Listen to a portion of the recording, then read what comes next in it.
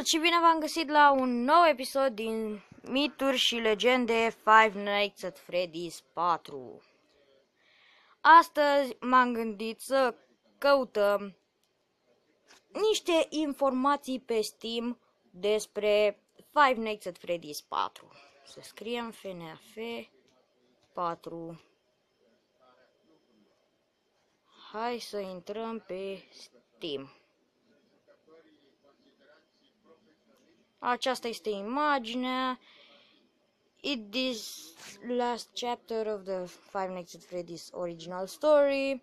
You must once again defend yourself against Freddy Fazbear, Chica, Bunny, Foxy, and even worse things that lurk in the shadows.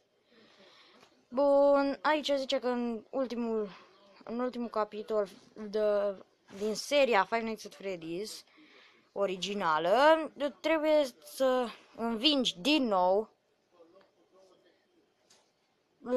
îi învingi din nou pe Freddy Fazbear, Chica, Bunny, Foxy și alte lucruri îngrozitoare care se ascund în umbre.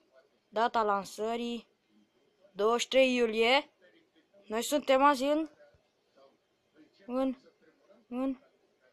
24 iulie. Oh! A apărut Five Nights at Freddy's 4! Nu cred! Așa ceva! A apărut Five Nights at Freddy's 4! Aoleu! A apărut în sfârșit! Five Nights at Freddy's 4! Dar parcă apărea în octombrie și apoi în august. Oh my god! A apărut! Aoleu! Vine să plâng de fericire de când așteptam acest joc. Să vedem cât costă. Pula mea, 8 euro. Pot să-l iau gratuit de pe net. Să vedem dacă e și pentru telefon. Să căutăm. Aoleu. Dacă îl găsesc să mor eu, dacă...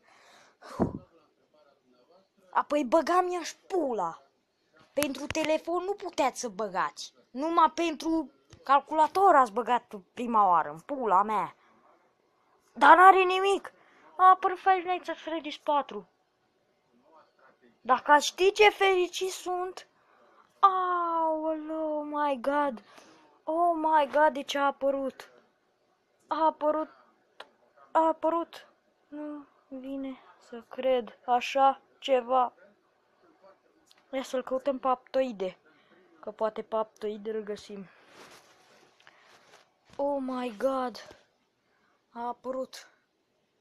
Ia. Five Nights at Freddy's 4. Băgam mi-aș pula. Decât pentru căcăcioșii ăia care au PC. Bine, și eu am PC, dar în fine, nu contează. Nu sunt căcăcioși ei, sunt căcăcioși ăștia de la Scott Chowton, de la film.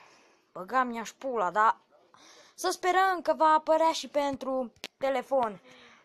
Dar cei care aveți calculator, bine, și mie merge. Sper să fac și o serie de Five Nights at Freddy's 4 pe calculator. Sper să vă distrați și să-mi spuneți în comentarii cum este jocul. Deci, aici încheiem și noi acest episod și cred că o să încheiem și această serie de mituri și legende, că nu prea mai avem. Și ne revedem data viitoare. Nu uitați, dacă v-a plăcut, dați like și subscribe, deoarece mă ajută și m-ar ajuta foarte mult. Și ne revedem data viitoare. Pa!